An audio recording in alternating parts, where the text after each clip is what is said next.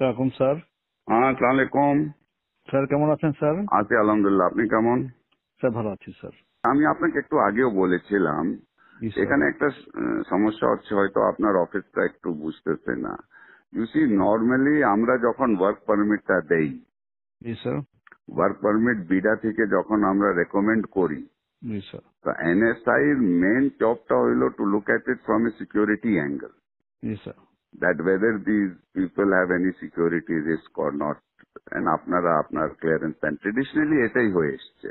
জি sir. আর আমরা করতেছি কি, আমাদের একটা লেড আউট পলিসি না থাকলেও জি স্যার। আমাদের থার্ড পার্টি যারা অনেক জায়গা হয় কি, স্পেশালি আপনার সফটওয়্যার কোম্পানিগুলিতে, জি স্যার। তারা এখানে কন্ট্রাক্ট, গভর্নমেন্টের কন্ট্রাক্ট, অন্য কন্ট্রাক্ট পায়, তারা কিন্তু as workers they bring in not direct work permit people হিসাবে, they bring in as contract workers.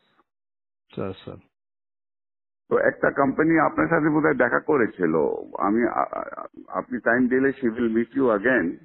হ্যাঁ স্যার, আসছিল স্যার। হ্যাঁ, আসছিল স্যার। তো ওটা আবার আপনি বলেছিলেন আমরা রিভিউ করে পাঠাইতে, আমি হোম মিনিস্টারকে বলে আপনাদের কাছে রিভিউতে পাঠাই দিয়েছিলাম।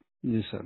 ওটা আপনারা আবার না করে দিয়েছেন। জি স্যার। স্যার আপনারা করেছেন না অন দ্য গ্রাউন্ড দ্যাট বিডার কোনো পলিসি নাই এটার ব্যাপারে। তো এক্স্যাক্টলি স্যার। ওটা তো আপনাদের দেখার ব্যাপার না। হ্যাঁ পলিসি স্যার। আমার আছে কিনা, that is not, you see whether the security clearance আছে কিনা, whether they are security or not secure, ওটা তো আমার ওয়ার্ক, আমি হোম মিনিস্ট্রির সাথে বিডা বুঝবে। স্যার ঠিক আছে স্যার। এখন স্যার আমি আমি দু একটা আসপেক্ট একটু আপনাকে বলি। হ্যাঁ, যেই লোকটা ভাড়া দেখাচ্ছে 30,000 টাকা, বাট সে 3 লাখ টাকার বাসায় থাকতেছে। So he's not paying tax because he is showing 30,000 টাকা house rent. 2,30,000 টাকার যে বাকি যে যে 3 লাখ টাকা যে বাসা থাকতেছে, যেটার জন্য এডিশনালি সরকারকে পে করার কথা, সে তো সেটা করছে না স্যার। তো এটা দেখার দায়িত্বটা কার? যে লোক, হ্যাঁ স্যার, এখন যে লোকের বেতন হচ্ছে অরিজিনালি 10 লাখ টাকা, সে দেখাচ্ছে 2 লাখ টাকা, বাকি 8 লাখ টাকার উপর ট্যাক্স ফাঁকি দিচ্ছে।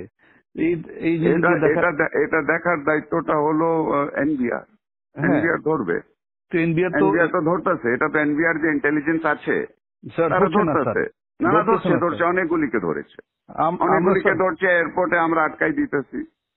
স্যার যেই লোক আগে আসছে, সে 8 লাখ টাকা বেতনে ছিল, এখন সে 2 লাখ টাকা বেতনে এখানে চাকরি করতেছে। তো বিদেশিরা এত দেশপ্রেমিক তো হয়ে যায় না যে আমার দেশে 8 লাখ টাকা বেতন ছিল 2 লাখ টাকা কাজ করবে। হুম। সুতরাং আমাদেরকে তো তো এগুলো যখন অবজেকশন দিয়েছি, তখন সে তার বেতন আবার বাড়ায় 6 লাখ টাকা করেছে স্যার। তো সাম না, বাট পয়েন্টে সাম। ওটা ঠিক আছে না, এট সাম পয়েন্ট এটা তাহলে আমরা বসি, লেট আস সিট হ্যাঁ, down with NBR, exactly sir. Everybody আমরা বসি, কিন্তু point is G sir. This responsibility basically is NBR.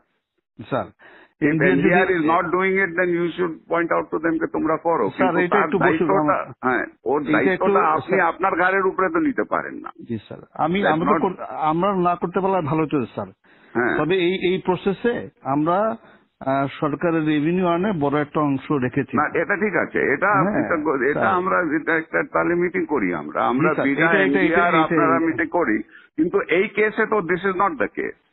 মানে এই কেসে স্যার, একটা হুম, একটা কোম্পানি যখন একটা লোক আনে, হুম, তখন তার একটা বেতন ধরে যে তার এত টাকা বেতন, এত টাকা ধরে করবে। হ্যাঁ। সেইটা যদি আবার থার্ড পার্টিকে দিয়ে দেয়, তাহলে এটাকে বিডিআই একটা পলিসিতে আমাদের দিয়ে দিক যে না, ইচ্ছা করলে সে আমি না, 2,000 এটা টাকা তো আমরা we have been giving this for a long time.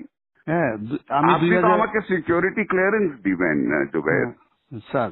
আপনি এখন যদি পলিসি ম্যাটারে যদি NSI is going to say you have to dictate policy to me, then তো it is going to be very difficult. Sir এটা একটু বসা politics. উচিত স্যার। তাহলে আমরা স্যার আমাদের আমরা সিকিউরিটি ক্লিয়ারেন্সটা তাকে, সে যে বিদেশ থেকে যখন আসবে, হ্যাঁ, এসে তাকে সিকিউরিটি ক্লিয়ারেন্সটা তাহলে আমরা না দিই, আমাদের কাছে না নিল, আমাদের কাজটা খুব কমে গেল স্যার। আমরা কাজ না, হোয়াট সিকিউরিটি ইজ আপনার এখন যে হোয়াট ইজ ইয়োর টিওআর, আপনার থেকে যে সিকিউরিটি ক্লিয়ারেন্সের জন্য আসে, হ্যাঁ। এতদিন তো এটা তো অনেক দিন থেকে করে আসতেছে। জি হোয়াট স্যার, ইজ ইয়োর আপনার টার্মস অফ রেফারেন্সটা কি?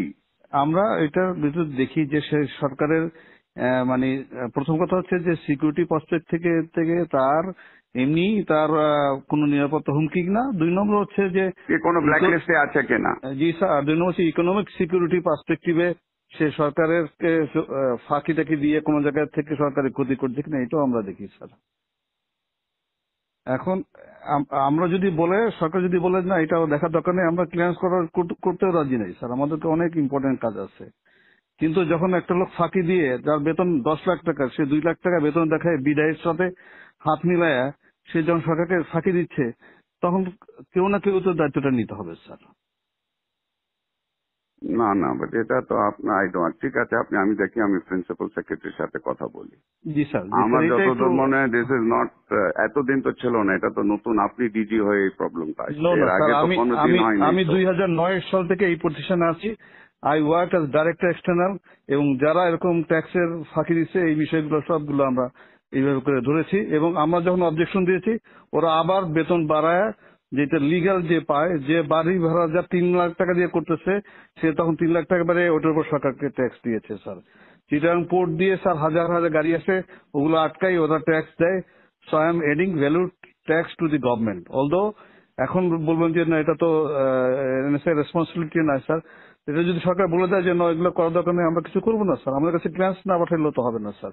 কিন্তু বিডা আমাদেরকে বলতে হবে যে তারা যদি জাস্টিফাই করে যে একটা লোক বিডা যদি কম্প্রোমাইজ না হয়, আমাদের তো কোনো অসুবিধা নাই স্যার। আমাদেরকে একটু ক্লিয়ারলি বলে দিক স্যার যে একজনের জন্য নিয়ে এসে আরেকজনকে দিতে পারবে, বা 2-3 হাত ঘুরে এসে লোক কাজ করতে পারবে, আমাদের কোনো অসুবিধা নাই স্যার। একটা মিটিং হলে ভালো হয় স্যার, আমাদের জন্য সুবিধা হয় স্যার। আচ্ছা ঠিক আছে, আমি দেখি, আমি একটা মিটিং এর ব্যবস্থা করি, আমি প্রিন্সিপাল সেক্রেটারির সাথে কথা বলি।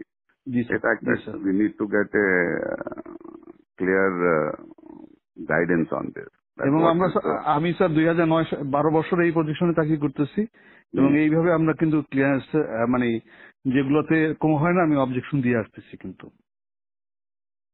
এবং এই এই এই এই প্রতিষ্ঠানটা একটু ম্যানিপুলেশন বেশি চেষ্টা করতেছে, এবং বাট আমরা এরকম কেস খুব রেয়ার পেয়েছি, যারা একজনের জন্য নিয়ে এসে, আমি নিয়ে আসলাম একজনকে বিদেশ থেকে, এসে আবার আর এক কোম্পানিকে দিলাম, এই কেস প্রথম আমরা পেয়েছি।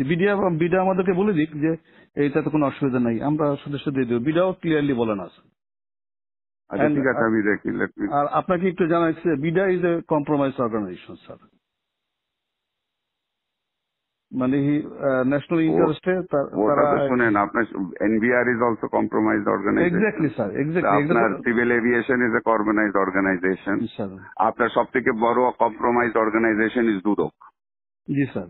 আচ্ছা, আর আপনার অর্গানাইজেশনও কম্প্রোমাইজড আছে স্যার? এখানে তো আমার বাঙালিরাই আছে স্যার। আপনারও তো কম্প্রোমাইজড আছে। আপনার লোক যখন নিচে যায় ক্লিয়ারেন্সের জন্য, ব্যাংকের যে ডাইরেক্টরের জন্য আপনার থেকে ক্লিয়ারেন্স নেয়, আপনি যে জুনিয়র অফিসারকে আপনার গ্রামে গঞ্জে পাঠান আমার সম্বন্ধে খোঁজ নিতে, তো সেও কম্প্রোমাইজড আছে ওখানে। বাংলাদেশে কোন জায়গা কম্প্রোমাইজ না? সবাই মিলে একটু ভালো করার চেষ্টা করতেছি স্যার। সেটা করেন, কিন্তু ডোন্ট সে দ্যাট কম্প্রোমাইজ আপনার অর্গানাইজেশনটাও is compromise. I can give you examples where your people have gone and to give a clearance certificate, how much money they have charged. Sir এটা আছে স্যার, আমি অস্বীকার করছি না স্যার। তাহলে আপনি বলতেন বিডা ইজ কম্প্রোমাইজ, সবাই কম্প্রোমাইজ আছে। আর don't tell me BIDA is compromise, you are also compromise. Sir you want examples, I can give you example. Sir আমাদের টিআর থেকে এটা বের করতে দিলে আমরা উই আর হ্যাপি, আমরা ক্লিয়ারেন্স লাগবে। ঠিক আছে, আমি let me talk to principal secretary. I'll have a meeting to find out exactly where we are. এটা তো we have to understand it. Okay. Yes, sir. Sir, thank you, sir. Assalamu alaikum, sir.